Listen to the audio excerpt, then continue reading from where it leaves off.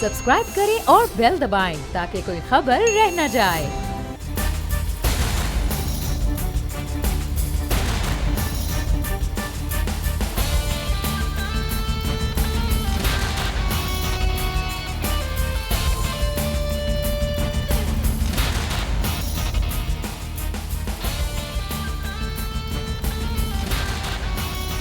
अस्सलामुअलैकुम। The special report with Mudassar Iqbal के साथ हाजिर खिदमत है। नाज़रीन, हमेशा से जिंदा कौमें अपने शहदा पर फ़ख्र करती हैं क्योंकि इन शहदा की वजह से ही आज हम दिन हो या रात हो सुकून से ज़िंदगी गुजार रहे होते हैं। आपको याद होगा कि जब कबायली इलाक़ाजात में ऑपरेशंस का आगाज़ हुआ, ख़ास तौर पर ज़रब अज़ब ऑपरेशन यानी कि 2014 से लेकर उसके बाद मुसलसल तेज़ी आई।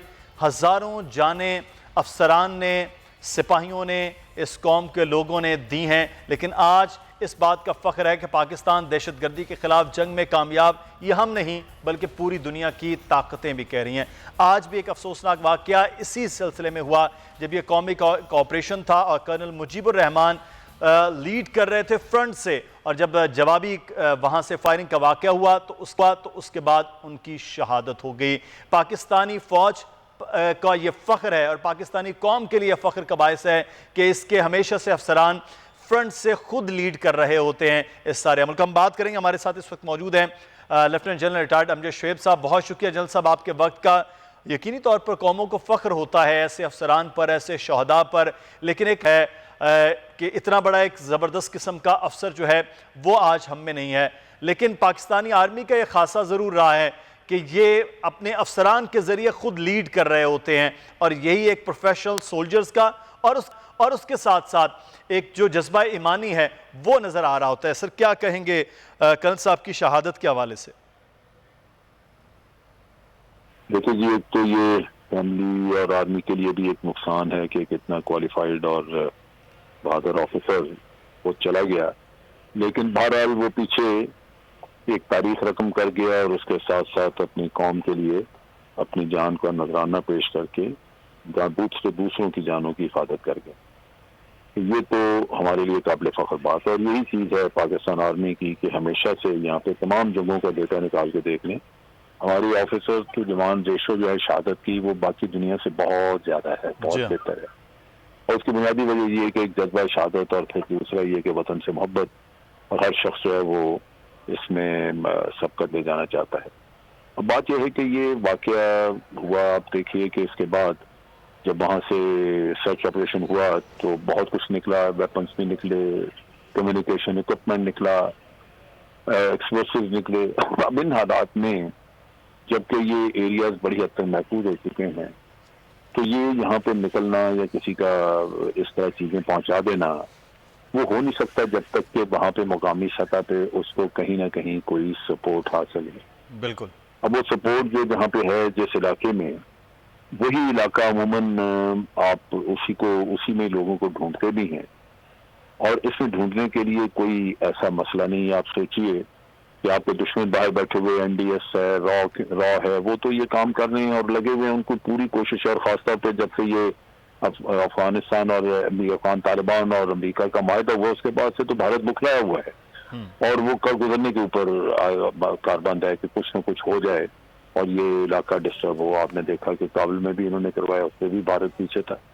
अब इन हालात में क्या हमें उन लोगों को बर्दाश्त करना चाहिए जो ये कहते हैं कि जनाब ये जो दहशतगर्दी है इसके पीछे वर्दी है? क्या वो लोग ही तो नहीं सहूलतकार इनके कि एक तरफ सहूलतकारी कर रहे हैं, दूसरी तरफ फौज पे इल्जाम डाल रहे हैं जबकि फौज जाने दे रही है। सही। आप अपनी आर्मी को बदनाम कर रहे हैं। तो यहाँ पे एक पॉलिटिकल एक्शन की जरूरत है कि ये हुकूमत बजाय उनकी सहूलतकार बने जो ये कहते हैं कि ये जो दहशतगर्दी इसके पीछे वर्दी है, उनकी सहूलतकार बने, उसकी बजाय उनके खिलाफ एक्शन के बारे में सोचे। बिल्कुल। अब वो सारे जब भी यहाँ से कोई उनको आप तो एक आदमी के खिलाफ, उनके पीटीएम के एक आदमी के खिलाफ थोड़ा सा एक्शन करें तो वहां से आमद कर दे ये अशरफ गनी पता नहीं किस किस के जनाब वहां से बयान आने शुरू हो जाते हैं। तो किसी को शक व शुबा है कि ये किसके लिए काम करते हैं। ये तो हैरानी की बात है कि ये हुकूमत जो पीटीआई की ये उनको फैसिलिटेट कर रही है। पहले उन्होंने इलेक्शन लड़ा तो उनके अगेंस्ट आदमी कोई नहीं, इन्होंने अपना कैंडिडेट कोई नहीं खड़ा किया।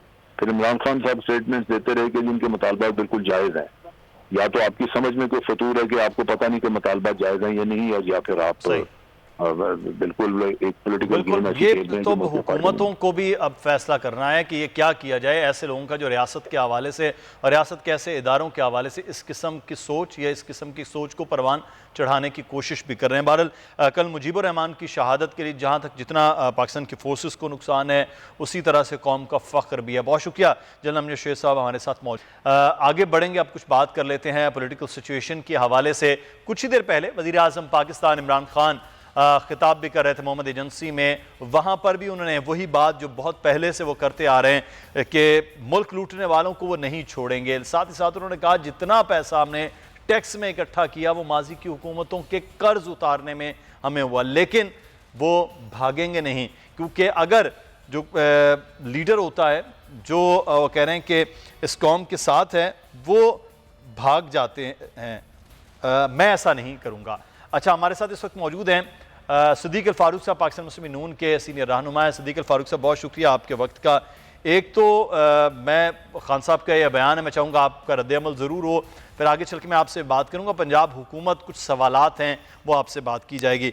सर ये आपके कर्जे, आपकी चीज़ें अभी तक वो 1.5 साल हो गया, पौने 2 साल, बल्कि 1.5 साल पौने 2 साल हो गए, वो कह रहे हैं उन हुकूमतों का भार जो कर्ज़ों की सूरत में था, जो करप्शन की सूरत में था, वो उतारते, वो ठीक करते हमें इतना वक्त लग गया है कि आज ये सूरत हाल।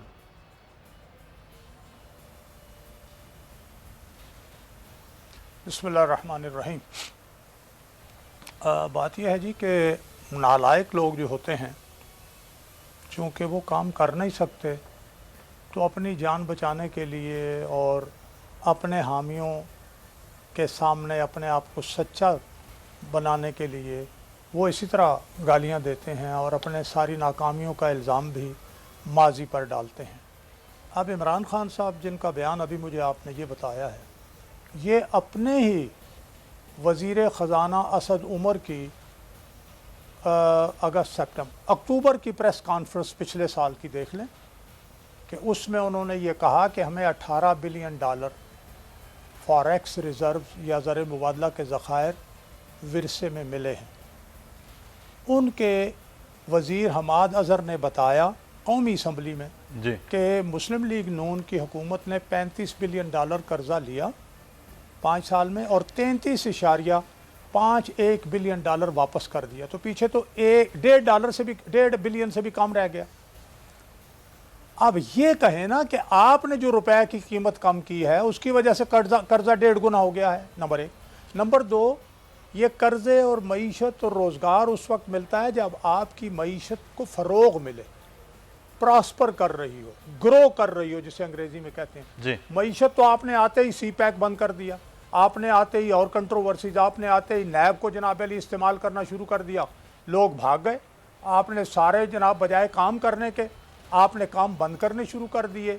200 से ज़्यादा तरक्याती मंसूबे बंद कर दिए। आपने इम्पोर्ट्स बंद कर दी, उन मंसूबों में जिनके लिए इम्पोर्ट्स ज़रूरी थी आपने वो भी बंद कर दी। कहा जी मैं तो ट्रेड डेफिसिट कम कर रहा हूँ। भाई जहाँ इम्पोर्टेड चीज़ लगेगी वहाँ कोई और चीज़ तो नहीं लगेगी। इसका नतीजा क्या हुआ? अभी मैं कहूँ तो चलो गलत होगा, लेकिन आप ही के वज़ीर मुमलिकत अलवी साहब फरमाते हैं 22 लाख लोग बेरोज़गार हो गए। आपके स्टेट बैंक के गवर्नर साहब फरमाते हैं कि इस साल, जिस साल में हम अब चल रहे हैं, 22 लाख लोग मजीद बेरोज़गार हो जाएंगे। GDP जो 5.8 थी नवाज शरीफ के दौर में वो 2% पर आ गई है। तो ये सारा तो आपकी नालायकियों का नतीजा है भाई। एक और सुन लें, अच्छा बहुत ख़राब भी होता है जब अच्छा आदमी आता है, तो मैं हमेशा कहता हूँ ख़राबी रुक जाती है, बेहतरी होना शुरू हो जाती है। आप कितने बासलाहियत है, ख़राबी बढ़ती चली जा रही है, अच्छाई हो नहीं रही।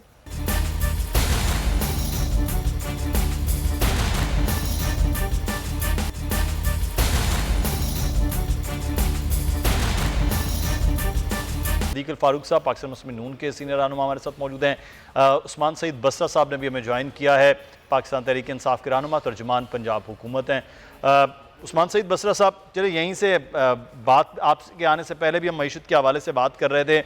आप लोगों ने जब IMF से डील की, पहले तो बिलावल भुट्टो भी ये कह रहे थे कि जाने का कहा कि हम जाएंगे नहीं, चले गए, ठीक है, ज़रूरत थी आपको, लेकिन उसके बाद जो डील आपने की उस डील को करते हुए पहले तो अपने आप को कमज़ोर किया, करने के बाद उनकी सारी वो शराइत मान ली जो अनरियलिस्टिक थी, हकीकत पसंदी से बहुत दूर थी, और उसमें ख्याल किसका नहीं रखा, एक आम आदमी का, और हर वो चीज़ बढ़ा दी जिससे आम आदमी इफेक्ट होता है। बिस्मिल्लाहिर्रहमानिर्रहीम। मुदस्सिर आपका बहुत शुक्रिया। मैं भी अभी ये जो भी आपने एक लाइव कट लिया हुआ था मैं भी सुन रहा था। देखिए, सबसे पहले तो मुझे खुशी इस बात की है और मैं इस पे दिल से बहुत खुश हूँ कि पीपल्स पार्टी और उसकी लीडरशिप ने एटलीस्ट ये फ़ैसला किया है कि वो अब वो जो नेशनल इश्यूज़ हैं, कौमी इश्यूज़ हैं, कौमी मामलात हैं, उनके ऊपर पॉलिटिक्स करेगी। और अब उन्होंने ये छोड़ दिया है रट लगाने के फ़लाँ को आप प्रोटेक्शन ऑर्डर दें और पार्लिमान को इस्तेमाल करें प्रोटेक्शन ऑर्डर के लिए या एक वो रटा रटाया जो नैरेटिव था वो उन्होंने छोड़ दिया है।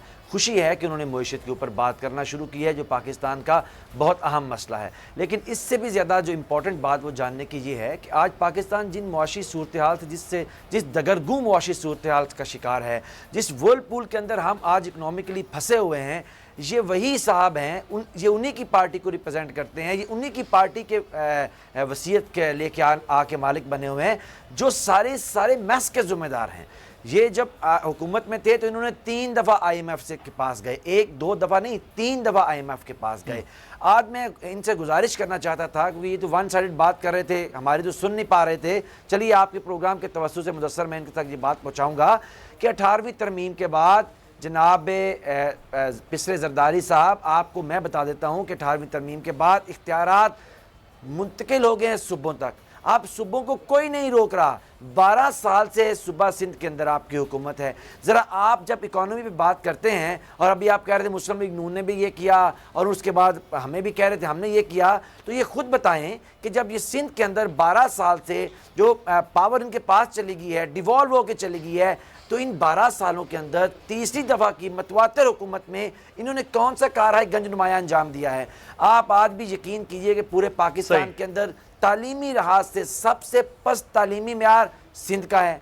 अंदरूने सिंध तो मुंजोदड़ों से भी पीछे की हालत पेश कर रहा है। खुद इनके अपने हलके के अंदर ये हार चुके हैं अभी पीछे हमारे लोगों से, अभी पिछले एग्जिमी इलेक्शन के अंदर। वजह क्या है कि कोई कारकर्दगी नहीं है इनकी। जो आज सुप्रीम कोर्ट में आपके चीफ जस्टिस बैठे हुए हैं, अभी कुछ अर्सा पहले जब वो कराची रजिस्ट्री के अंदर एक केस सुन रहे थे, उन्होंने जो रिमार्क्स दिए और अगले रोज जो कराची के अंदर बिल्डिंग्स गिरी हैं वहां फिर दोबारा रिमार्क्स दिए कि सिंध के अंदर कोई हुकूमत नहीं है, गवर्नेंस नाम की चीज ही नहीं है। आप देखिए कि आज भी ये तो आप सिंध के हवाले से हैं, लेकिन उससे बड़ा मुख्तलिफ है पंजाब के हवाले से, जिसकी कल लाहौर की 12 तारीफ खान साहब ने भी परसों की है। हम उस पर बात करेंगे, लेकिन इस वक्त हमारे साथ मौजूद हैं अकील करीम डेडी साहब, सनतकार भी हैं। स्टॉक एक्सचेंज के हवाले से बड़ी उनकी गहरी नज़र होती है। आज क्या असर सूरत हाल हुई कि ये कोई मुआशी हेर फेर है कि स्टॉक एक्सचेंज 1100 पॉइंट्स नीचे आकर गिरा है? डेडी साहब देखें, मार्केट आज 2300 पॉइंट पे नीचे गई थी जी, और क्लोजिंग इसकी आई 1160 पॉइंट जी। और उसकी वजूहत ये थी कि ऑयल सेक्टर में बहुत बड़ी मंदी हुई थी और रिकॉर्ड कभी भी इतनी बड़ी मंदी हुई नहीं है, पहले कभी हिस्ट्री में पहली दफा इस बुरी तरह ऑयल गिरा था।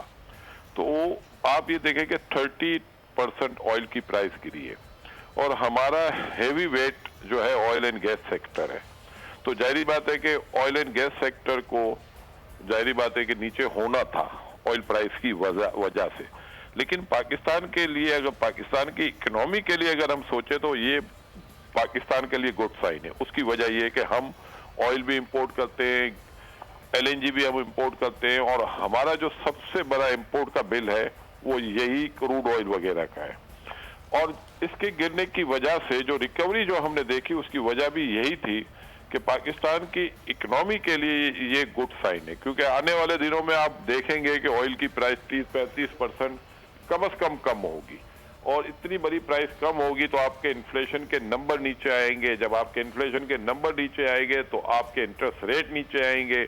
इंटरेस्ट रेट जब नीचे आएंगे तो आपकी डेट, जिन कंपनियों के ऊपर डेट ज्यादा है वो कंपनियां परफॉर्म करना शुरू कर देंगी, और उसी की वजह से हमने ये रिकवरी भी देखी जो 2300 की सूरत में 1160 पे क्लोज हुई। और मैं अब ये कहता हूँ कि पाकिस्तान दुनिया के लिए तो जो ऑयल प्रोड्यूसिंग कंट्री है उनके लिए तो ये बैड न्यूज है, लेकिन जो इम्पोर्टर हैं तो उनके लिए ये अच्छी खबर है। और यूजर के लिए भी अच्छी खबर है, फिर आपकी ट्रांसपोर्ट के लिए भी अच्छी खबर है, आपके पीआईए के लिए भी गुड न्यूज है। तो मैं ये समझता हूं कि ये जो क्राइसिस इस वक्त वर्ल्ड वाइड चल रहे हैं और जो पाकिस्तान को भी थोड़ा बहुत ऑयल की वजह से अपनी लपेट में ले रहे हैं, लेकिन ये लॉन्ग टर्म में पाकिस्तान के लिए अच्छी खबर है। ठीक है, चलें, ये एक अच्छी खबर, पाकिस्तान की रिफ्लेक्शन भी उस तरह से हो तो वो भी बहुत बेहतर है। बहुत शुक्रिया, अकील करीम साहब हमारे साथ मौजूद थे। सिद्दीक अल फारूक, पेट्रोलियम मसनूआत की कीमतों में बहरहाल पहले भी कमी हुई, उसकी रिफ्लेक्शन 5 रुपए तक आई, अब अगले दिनों में देखेंगे क्या होता है नहीं। लेकिन मेरा सवाल सर आपसे है कि IMF का बिलावल भुट्टो साहब भी बात कर रहे थे, आपके तर्जुमान भी ये बात करते हैं, लेकिन ये तो रविश सर आपसे भी पहले और उससे भी पहले और आप भी और उसके बाद तक ये चल रही है। इस शिकंजे से तो हम नहीं निकले, शायद निकल ही नहीं पाएंगे, क्योंकि करेंगे हमारी दलदल में पांव इतने धंस गए हैं, चाहे IMF हो, वर्ल्ड बैंक हो, एशियन डेवलपमेंट हो, हम कर्ज के अलावा चल ही नहीं पाते हैं।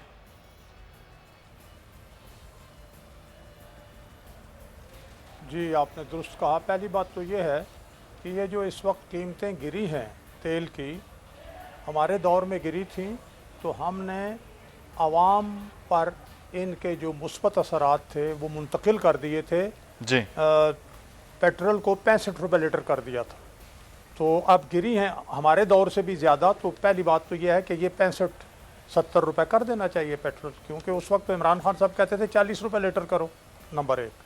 सर उस वक्त 100 रुपए का डॉलर था, अब 151 का डॉलर है, तो ये मुमकिन नहीं हो पाएगा फिर। मैं अर्ज कर रहा हूँ मैं ये अर्ज़ कर रहा हूँ कि IMF और वर्ल्ड बैंक और उनके शिकंजे से जब हमारी इकानमी 5.8 की रफ्तार से ग्रो कर रही थी, जब हमारा इन्फ्लेशन 17 से 16 से 4% पे आ गया था, जब हमारा रेट ऑफ इंटरेस्ट 5.75 पर आ गया था, जो अब 13.50 है जी। और इसी तरह से अब 17% जो है वो इन्फ्लेशन हो गई है। मैंने अभी कहा था कि GDP 2% पर आ गई है। तो ये जो सिलसिला चल रहा था और उधर जनाब अली धरने दिए जा रहे थे और उधर जनाब सो कॉल्ड वो इमरान खान ने कहा कि जी जस्टिस खोसा ने मुझे फ़ोन करके कहा कि मेरे पास आ जाओ, और फिर जो कुछ नवाज़ शरीफ साहब के साथ किया, फिर ये सारी जब सिस्टम को इस तरह से आप ब्लास्ट करेंगे, सिस्टम को मिसाइल मार कर तबाह करेंगे, तो फिर ये होगा। ये सिलसिला ये है कि आइनी जमहूरी बालादस्ती और निज़ाम चलता रहे तो फिर हम अच्छे नताइज हासिल करेंगे। अभी इमरान खान साहब के बारे में आप और ये भी आप कह रहे थे कि जी आप हम ये क्योंकि तो सर अभी भी ये सिस्टम चलता नहीं रहना चाहिए। आपके दौरे हुकूमत में भी ये बात हो रही है कि नए इलेक्शन हो, तो सर मेरा सवाल यहीं पर कि ये सिस्टम फिर अभी भी ये चलता नहीं रहना चाहिए जो खान साहब की हुकूमत है 5 साल पूरी करे। हाँ, अब ये इस सवाल का मैं जवाब आपको देता हूँ। पहली बात है कि अगर हमने ये सारा कॉस्मेटिक और मसनूई तरीके से किया था कि चीनी जो थी वो 45 रुपए किलो, आटा 35 रुपए किलो, आपको पता है पेट्रोल और सारी कीमतें, तो भाई ये भी मसनूई तरीके से कर लें। इनके साथ तो IMF बैठा हुआ है, सही, तो कर लें ना, ये अगर हो सकता है। ये मसनूई तरीके से ये चीज़ें नहीं होती। इकानमी जो है वो मुस्लिम लीग नून का और गवर्नेंस सबसे स्ट्रांग पॉइंट्स है, वो उनसे बेहतर पाकिस्तान की सियासी जमातों में कोई नहीं कर सका और ना कोई मार्शल लॉ वाले कर सके हैं।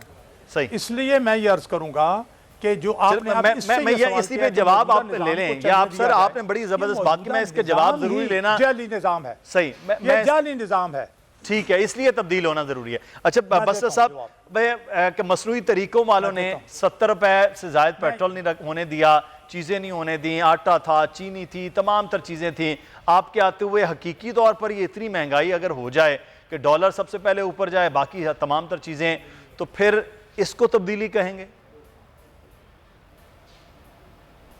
अच्छा मुदस्सर भाई, अब मैं चाहूँगा कि थोड़ा सा मुझे वक्त दें, तुम्हें ज्वाइन लेट किया जी बिल्कुल, ताकि मैं थोड़ा सा हम इसमें क्लैरिटी लेके आ जाएं कि मैं तो सदीक अल फारूक साहब बड़े हमारे अच्छे भाई हैं, मैं कई दफ़ा गुजारिश की है, सदीक भाई से भी गुजारिश की है, जो भी हमारी अपोजिशन के लोग आते हैं कि आप आइए अपनी पार्टी का मौक़िफ़ दीजिए, लेकिन फैक्ट्स को डिस्टॉर्ट ना कीजिए। उसकी वजह यह है कि इससे होगा कुछ नहीं, आपकी अपनी क्रेडिबिलिटी ख़राब हो जाएगी। लोग समझेंगे सदीक अल फारूक साहब या दूसरे लोग आके जो गलत स्टैट्स देते हैं। सबसे पहले तो मैं आपको ये बताऊं कि इनके दौर के अंदर पेट्रोल जो था 119 रुपये तक गया और 119 रुपये से बाद में पीछे आया, और डॉलर की प्राइस को भी आपको पता है ये मैटर ऑफ द फैक्ट है, इसको डिस्टॉर्ट ना किया करें। जब 5 साल हमारी हुकूमत के इंशाल्लाह ताला मुकम्मल हो जाएंगे तो आप देखेंगे कि जो मैंडेट लोगों ने हमें दिया था महंगाई के खिलाफ, बेहतर मुशीत के खिलाफ, फिर हम बिल्कुल हमारे गिरेबान होंगे, लोगों के हाथ होंगे। आज इन्फ्लेशन में जो इन्होंने अपने इशारे दिए हैं वो भी गलत दिए हैं।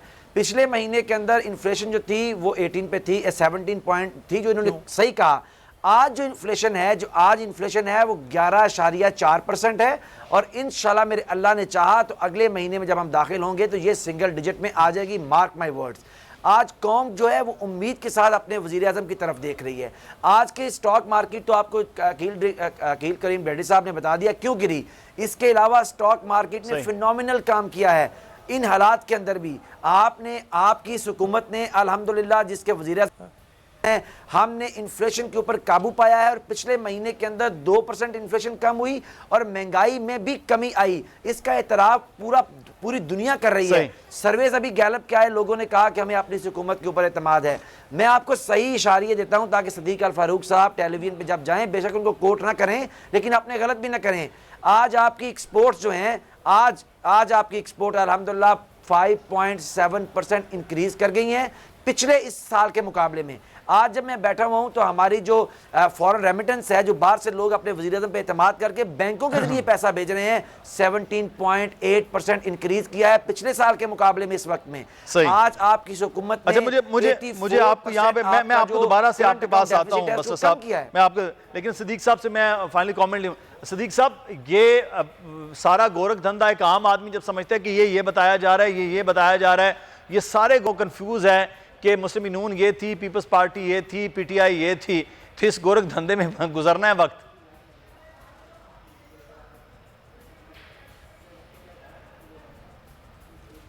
अच्छा, उनसे दोबारा से रब्ता करेंगे। अच्छा बस साहब, आप एक तो बात मुकम्मल कीजिएगा, दूसरा ये है कि ये तब जो आप चीज़ें कह रहे हैं ठीक है, लेकिन अभी भी ये देखें कि पाकिस्तान में पेट्रोल, गैस, बिजली की प्राइस यहाँ है। खुद इमरान खान साहब आज तकरीर करते हुए कह रहे थे कि हम इसको नीचे लाने की कोशिश करेंगे। जहाँ उन्होंने हुकूमत छोड़ी थी वहाँ से तो आपके दौरे हुकूमत में सर बढ़ा है ना, 70-71 रुपए से पेट्रोल दोबारा से 119-20 पे जाना। देखिए मुदस्सर, इस सारी जो इस मामला है, इसके पीछे जो वजह है, जो मसनूई तौर पे अब पूरा पाकिस्तान जानता है अल्हम्दुलिल्लाह कि मसनूई तौर पे जो डॉलर की कीमत है इसको फैब्रिकेट किया गया, मसनूई तौर पे इन लोगों ने बहाल रखा और 20 अरब डॉलर पाकिस्तान की नातवा इकोनॉमी से जो फॉरेन रिजर्व में पड़े हुए थे उसको ये झोंकते रहे मार्केट मैकेनिज्म को कंट्रोल करने के लिए, ताकि डॉलर की जो प्राइस है उसको नीचे रखें। आज डॉलर की हमने जो सही मानों में सही प्राइस है उसको हमने अप किया है, रुपये को डिवैल्यू किया है। बड़ा सियासी फैसला था, इसके हमें रिप्रिकॉशन उठाने पड़ रहे हैं।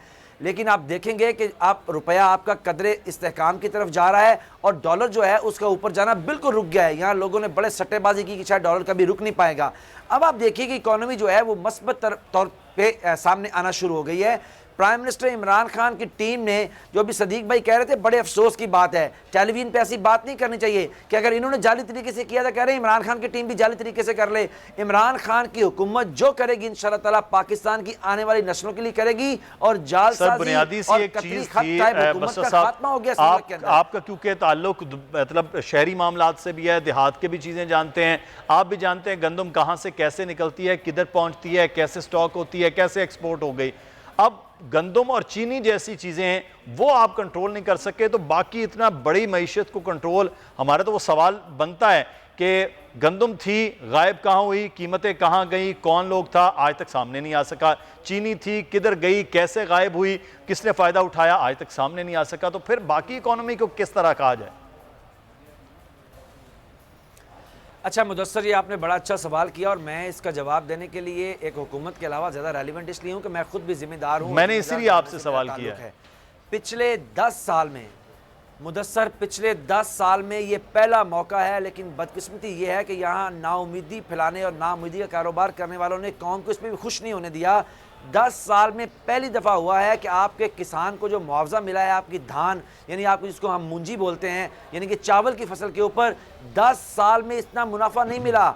ये पहली दफ़ा हुआ है कि किसान के 10 साल से जो बेचारा मरे जा रहा था और उसकी बिल्कुल बेचारा ज़मीन के साथ जा लगा था, इस जब हमारी हुकूमत में पहली दफ़ा हमने धान की फसल उठाई है, अल्लाह ने मेहरबानी की है, उसको तारीखी मुनाफा हुआ है। अब जब गंदम की तरफ हम जा रहे हैं, इसकी इंशाल्लाह स्पोर्टिंग प्राइस 1380 रुपये रखेंगे। और पिछली दफ़ा जो गंदम हमने मार्केट से उठाई थी, पहला हमारा एक्सपीरियंस था हमारी हुकूमत का, और एक भी किसान सामने पूरे पाकिस्तान से नहीं आया जिसको बाहर जाने का मसला हो या इसको रेट ना मिला हो। इंशाल्लाह ताला इमरान खान जो प्राइम मिनिस्टर हैं आपके मुल्क के, वो जानते हैं कि किस तरह से ज़राअत के अलावा ज़राअत की तरक्की चलें सर, के अलावा किसान के फायदे के साथ साथ एक शहरी आदमी को भी फायदा हो जाए कि उसको 80 रुपए की चीनी के बजाय वापस वो 45-46 रुपए वाली चीनी मिल जाए, वो दोबारा से वापस उसी रेट पे आटा आ जाए, तो ये उसके लिए बहुत बेहतर है। बस साहब बहुत शुक्रिया, आज वक्त की भी रही है।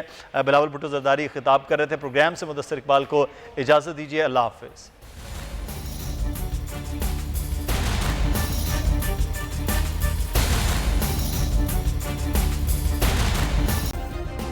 सब्सक्राइब करें और बेल दबाएं ताकि कोई खबर रह न जाए।